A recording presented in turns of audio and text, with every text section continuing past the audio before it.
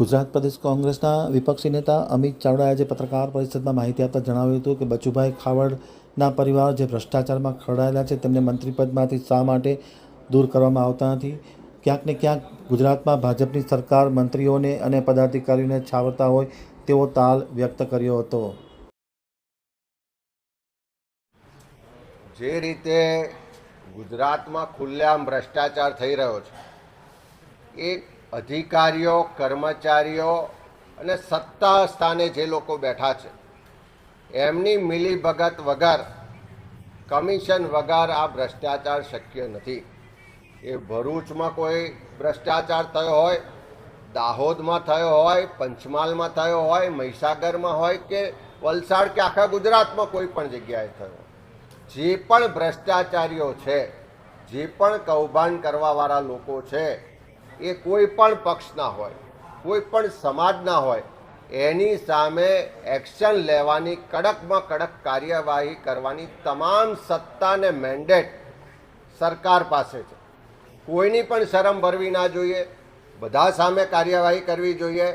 અને જ્યારે સરકાર દાહોદમાં એક ભ્રષ્ટાચારની એફઆઈઆર થાય છે 71 કરોડ રૂપિયાની, મંત્રીશ્રીના 2 પુત્રોની ધરપકડ કરે છે, મંત્રીશ્રી બધી જ રીતે જાણે છે, ઇન્વોલ્વ છે, તેમ છતાં એમની સામે કોઈ એફઆઈઆર કે એમની પૂછપરછ કે કાર્યવાહી નથી થતી। પણ નૈતિકતા હોવા છતાં એ તો રાજીનામું નથી આપતા, પણ મુખ્યમંત્રીશ્રી એમને દૂર પણ કરતા નથી।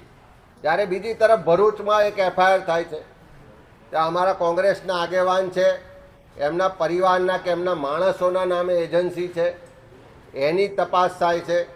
તપાસ માટે કોંગ્રેસના આગેવાનને બોલાવવામાં આવે છે, રિમાન્ડ લેવામાં આવે છે।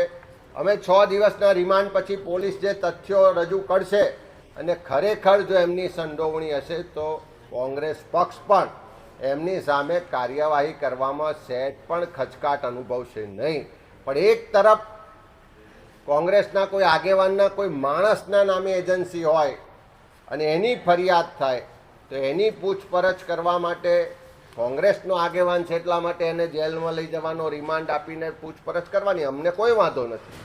પણ જે બચુભાઈ ખાબડ મંત્રીશ્રી છે એમના 2 પુત્રો ફરિયાદ થાય છે, જેલમાં જાય છે, પણ મંત્રીશ્રીની પૂછપરછ કરવામાં નથી આવતી, એમની ધરપકડ કરવામાં નથી આવતી, એમને પદ પરથી દૂર કરવામાં નથી આવતા।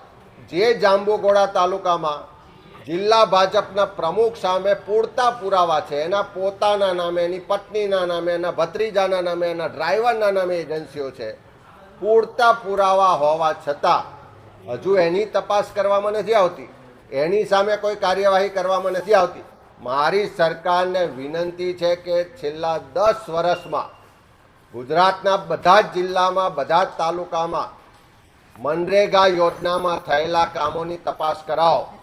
તટસ્થ તપાસ થશે તો ઘણા બધા નેતાઓ અને એમાં 99.99% ભારતીય જનતા પાર્ટીના નેતાઓ આમાં સંડોવાયેલા નીકળશે અને 100, 200, 500, 1000 કરોડનો નહીં, 10,000 કરોડ રૂપિયાનો ભ્રષ્ટાચાર આ મનરેગા અને નલ સે જલ યોજનામાં પકડાવાનો છે।